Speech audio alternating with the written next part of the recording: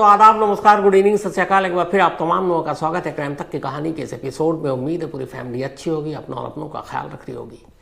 Last year 9 अगस्त 2024 याद होगा आप सबको। ये तारीख याद होगी इसलिए कि कोलकाता के आरजी कर मेडिकल कॉलेज के एक स्टूडेंट के साथ रेप और फिर उसका मर्डर हुआ। काफ़ी इसको लेकर हंगामा हुआ। मामले की जांच फास्ट ट्रैक कोर्ट को सौंपी गई।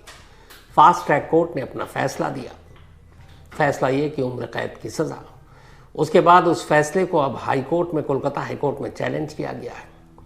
अब ये हाई कोर्ट में रहेगा, उसके बाद वहाँ से सुप्रीम कोर्ट जाएगा, तो भी एक लंबा वक्त लगेगा। जो हमारा अपना पुराना इतिहास है उसको देखते हुए तो चलेगा अभी, क्योंकि निर्भया में भी तो 8 साल लगे थे ना, हाई कोर्ट और फिर सुप्रीम कोर्ट में जाकर। तो अभी तो सिर्फ फास्ट ट्रैक कोर्ट का आया। लेकिन खबर या कहानी ये नहीं है। कहानी ये है कि 9 अगस्त को कोलकाता के एक मेडिकल कॉलेज में एक स्टूडेंट के साथ रेप होता है, उसका कत्ल होता है। और उसी कोलकाता में लगभग 9 महीने बाद उसी शहर में एक लॉ कॉलेज में, जहाँ कानून की पढ़ाई की जाती है, जहाँ के बच्चे आगे चलकर कानून के मुहाफिज बनेंगे, केस लड़ेंगे, मुकदमा लड़ेंगे, देश का कानून और लीगल सिस्टम, जुडिशरी सिस्टम कैसा होगा, उसके हिस्सेदारी में वो अपनी भूमिका निभाएंगे। उसी लॉ कॉलेज के एक स्टूडेंट के साथ गैंग रेप होता है 25 जून शाम 7 से लेकर 10:15 के दरमियान। तो पहले मेडिकल कॉलेज और फिर अब लॉ कॉलेज। और ये कोई ऐसा वैसा लॉ कॉलेज भी नहीं है। साउथ कोलकाता लॉ कॉलेज 1970 में ये बना था। कैलकाटा यूनिवर्सिटी से एफिलेटेड है, बार काउंसिल ऑफ इंडिया से एफिलेटेड है, और इसकी एक अच्छी खासी साख है, एक पहचान है। यहाँ से बड़े बड़े नामचीन वकील भी निकले हैं, क्योंकि करीब 55 साल का इतिहास है इस लॉ कॉलेज का, साउथ कैलकाटा लॉ कॉलेज।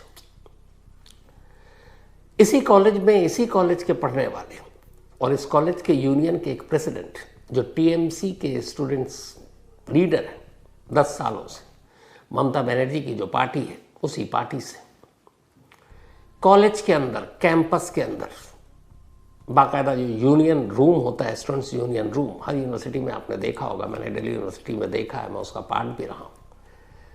तो उस रूम में पहले छेड़खानी होती है और फिर उसी यूनिवर्सिटी के उस लॉ कॉलेज के एक सिक्योरिटी गार्ड के रूम में ले जाकर एक स्टूडेंट के साथ, जिसकी उम्र 24 साल है, बाकायदा गैंग रेप होता है।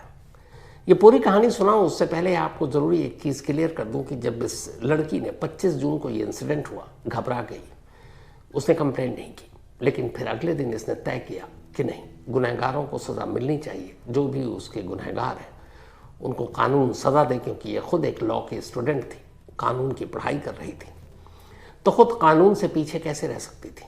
और इसीलिए उसके बाद इसने कंप्लेंट किया, ये जानकर भी कि उसे धमकी मिली है, उसे, उसके बॉयफ्रेंड को, उसके पेरेंट्स को मार डालेंगे। और रेपिस्ट कोई और नहीं है, बल्कि एक पावरफुल स्टेट में जो अभी सरकार चला रही है, उसी पार्टी से जुड़ा हुआ उसकी स्टूडेंट्स यूनियन का एक नेता है। फिर धमकी ये भी है कि अगर तुमने कंप्लेंट की तो तुम्हारे इस रेप के दौरान 2 अलग अलग वीडियो बना लिया, उस वीडियो को इंटरनेट पर वायरल कर देंगे। लेकिन लड़की डरी नहीं, बेशक कुछ घंटे लिए सोचने के, लेकिन पुलिस में रिपोर्ट लिखाई। हालांकि उसकी रिपोर्ट में एक चीज़ है, और उसी से फिर मैं इस कहानी को आगे बढ़ाता हूँ। इस लड़की के बयान के हिसाब से, जो पूरी बयान है पहले वो मैं आपको, जो लॉ कॉलेज की स्टूडेंट है, लॉ कॉलेज की स्टूडेंट के स्टेटमेंट के हिसाब से, उस स्टेटमेंट को मैं आपको पढ़कर सुनाता हूँ। 25 जून को दोपहर करीब 12 बजे एग्ज़ाम देने के लिए फॉर्म भरने के वास्ते ये कॉलेज गई। फॉर्म भरने के बाद मैं यूनियन रूम में बैठ गई, स्टूडेंट्स यूनियन रूम। आमतौर पर स्टूडेंट आराम करने के लिए यहाँ बैठते हैं। वहाँ कुछ और भी स्टूडेंट थे। मनोजीत रूम में आया और कुछ स्टूडेंट से बात करने लगा। ये पहला नाम है, आगे बताऊंगा। वो कॉलेज में टीएमसी छात्र परिषद का अध्यक्ष, इसलिए सब उसकी बात सुनते हैं। वो स्टूडेंट को परिषद में पोजीशन भी दिलाता है। उसने मुझे भी महिला सेक्रेटरी का पद दिलवाया था। करीब 4 बजे सभी स्टूडेंट कमरे से निकलने लगे। मैं भी जाने के लिए निकली। मैं मेन गेट की तरफ जा रही थी कि तभी मुझे मेरी जनरल सेक्रेटरी मिल गई। हम यूनियन रूम से बाहर बैठकर बातें करने लगे। मनोजीत फिर वहाँ आ गया और हमें यूनियन रूम में बुलाया। वो कह रहा था कि उसे परिषद के काम के बारे में बात करनी है, स्टूडेंट्स यूनियन के बारे में। इस बीच प्रमित आया और मुझे बाहर बुलाकर ले गया। वो मुझसे मनोजीत और यूनियन के लिए वफादारी साबित करने के लिए कहने लगा। मैंने कहा कि मैं परिषद के काम में पूरी भागीदारी दूंगी। इसके बाद मनोनीत ने मुझे बुलाकर पूछा कि क्या प्रमित ने सब समझा दिया। मुझे इनकी बातें समझ में नहीं आ रही थी। इसके बाद मनोजीत मुझसे कहने लगा कि वो मुझे पसंद करता है, हालांकि उसकी गर्लफ्रेंड भी है, लेकिन अब वो मुझसे शादी करना चाहता है। मैंने मनोजीत को बताया कि मेरा बॉयफ्रेंड है और मैं उसे किसी भी हाल में नहीं छोड़ना चाहती। मैंने मनोजीत को दूर रहने को कहा। इसके बाद हम यूनियन रूम में अंदर चले गए। तब करीब शाम के 7:30 बज चुके थे। मैं अपना सामान लेकर निकलने लगी, तभी मनोजीत ने मुझे रोक लिया। उसने इशारे से जैब और प्रमित को बाहर भेजा और दोनों ने रूम बाहर से बंद कर दिया। मनोजीत मेरे साथ ज़बरदस्ती करने लगा। मुझे पैनिक अटैक आने लगा और सांस लेने में तकलीफ होने लगी। प्रमित और जैद दवा लेकर अंदर आए। फिर उन्होंने मुझे बाहर जाने दिया। मुझे लगा कि शायद मुझे छोड़ दिया गया। मैं डॉक्टर के पास जा रही थी, तभी जैद और प्रमित मुझे खींचते हुए गार्ड रूम में ले गए। मैं गिड़गिड़ा रही थी, लेकिन वो मुझे खींचते रहे। गार्ड भी उनसे मिला हुआ था। वो मेरा साथ देने की बजाय कमरे से बाहर चला गया। ये सिक्योरिटी गार्ड के कमरे का इंसिडेंट है। मैं मनोजीत के सामने गिड़गिड़ा रही थी। उसने मुझे धमकी दी कि अगर मैंने किसी को कुछ बताया तो मेरे बॉयफ्रेंड और माँ बाप को मार देगा। उसने रेप करते हुए मेरे वीडियो बनाए और मुझे ब्लैकमेल किया। ये सब हो रहा था तब प्रमित और जैद सब देख रहे थे। मैंने खुद को छुड़ाने की कोशिश की तो मनोजीत ने मुझे हॉकी स्टिक से पीटा। मैं रात करीब 10 बजे कमरे से निकल गई। बाहर निकलते ही मैंने पापा को कॉल करके बुलाया और पूरी बात बताई। मनोजीत की पावर देखकर मैं FIR लिखवाने में डर रही थी, लेकिन अब मैं पीछे नहीं हटूंगी।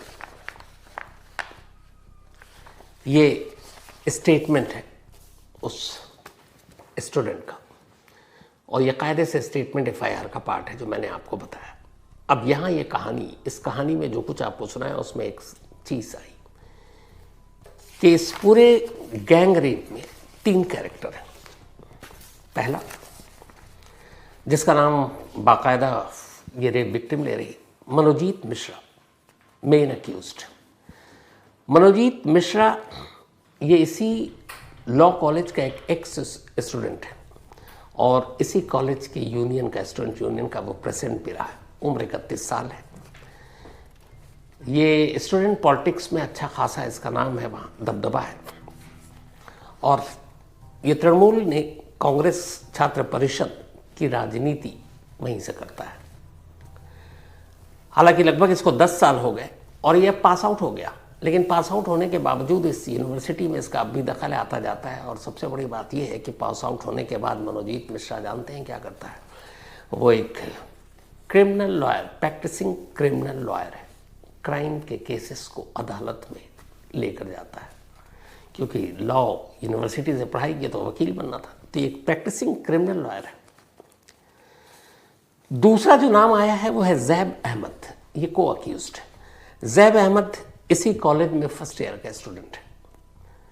19 साल सिर्फ उम्र है, लेकिन मनोजीत मिश्रा के साथ इसका उठना बैठना है।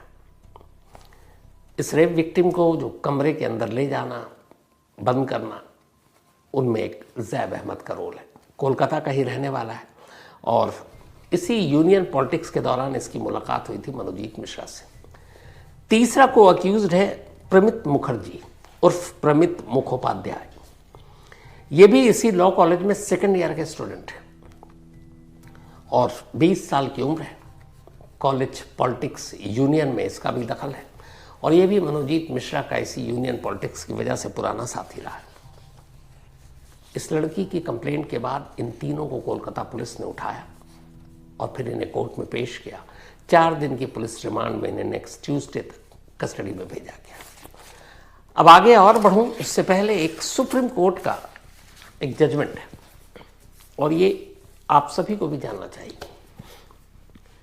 इस एफआईआर में ये लड़की, उसने बड़ी ईमानदारी से कंप्लेंट लिखाई। उसने कहा कि जब मैं 25 जून की दोपहर कॉलेज गई, मुझे फॉर्म भरना था और उसके बाद अचानक स्टूडेंट्स यूनियन के रूम में भी गई, क्योंकि स्टूडेंट पॉलिटिक्स से ये भी जुड़ी हुई थी। और फिर वहाँ उसे मेन अक्यूज ने बुलाया और उससे ये कहा कि वो उसे पसंद करता है, उससे प्यार करता है, जबकि ऑलरेडी उसकी एक गर्लफ्रेंड है। पर उसने कहा मैं तुमसे शादी करूँ।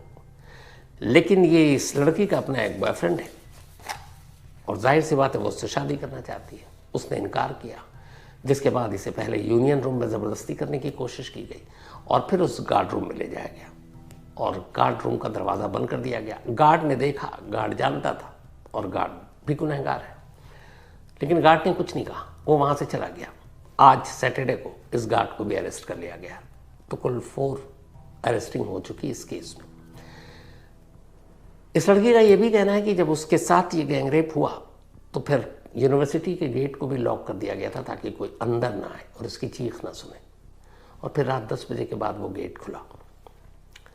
तो एफआईआर के हिसाब से मनोजीत मिश्रा ने इसके साथ रेप किया, लेकिन जैब अहमद और प्रमित मुखर्जी ये दोनों लगातार उसके साथ थे। तो अब जो एफआईआर दर्ज हुई है और जो हमारा नया कानून है और सुप्रीम कोर्ट का एक ऐतिहासिक जजमेंट है, उसके हिसाब से अगर ये एक सुप्रीम कोर्ट का 2003 का एक जजमेंट है जो अशोक कुमार बनाम हरियाणा स्टेट, इसमें एक गैंग रेप का केस आया था। उस गैंग रेप के केस में ये हुआ था कि उसमें रेप करने वाला एक था, लेकिन उसके साथ कुछ और उसके साथ ही खड़े थे। तो अदालत में बहस हुई कि भाई मेन अक्यूज तो एक है तो बाकी को छोड़ दिया जाए। तब सुप्रीम कोर्ट ने एक ऐतिहासिक फैसला दिया था।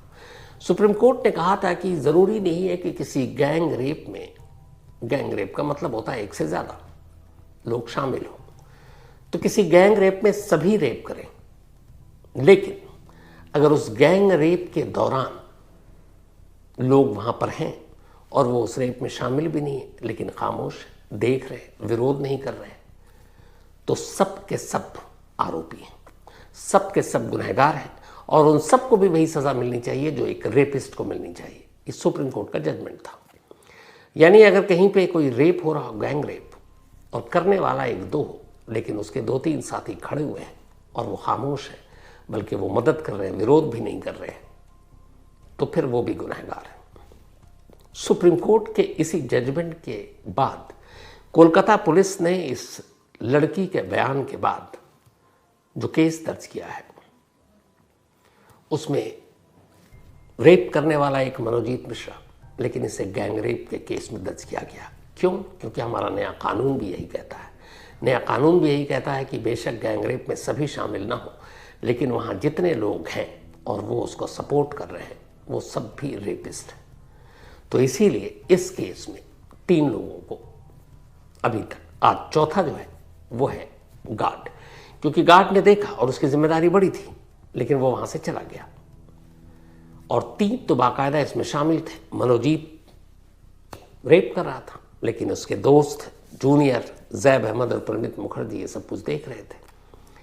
तो इसीलिए नए कानून के तहत इन तीनों को गैंग रेप के तहत मुकदमा इनके खिलाफ दर्ज किया गया है और आगे अदालत में इसी के तहत मुकदमा चलेगा। जो इस कंप्लेंट के बाद कोलकाता पुलिस ने रेप विक्टिम का मेडिकल कराया। उस मेडिकल को कराने के बाद जो चीज़ें सामने आई वो इस बात की पुष्टि करती हैं कि इस लड़की के साथ रेप हुआ है। उसके प्राइवेट पार्ट में चोट के निशान, नाखून और खरोंचने के निशान, ये सारी चीज़ें, और साथ में ये कि हाँ ये एक रेप केस है, मतलब मेडिकल रिपोर्ट से ये कंफर्म हो गया। 3 पहले पकड़े गए थे, चौथे की गिरफ्तारी हो चुकी है।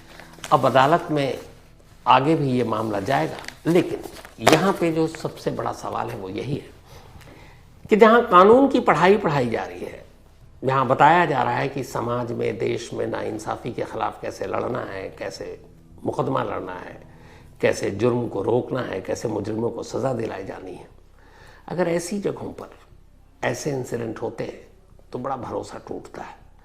एक लॉ कॉलेज के अंदर ही एक कानून को तोड़ा जा रहा है, न तोड़ा जा रहा बल्कि उस कानून की आबरू लूटी जा रही है। और ये सब कुछ कोलकाता के एक लॉ कॉलेज में हुआ। हिम्मत है इस लॉ के स्टूडेंट की भी, जिसने जो पढ़ाई कर रही थी उसको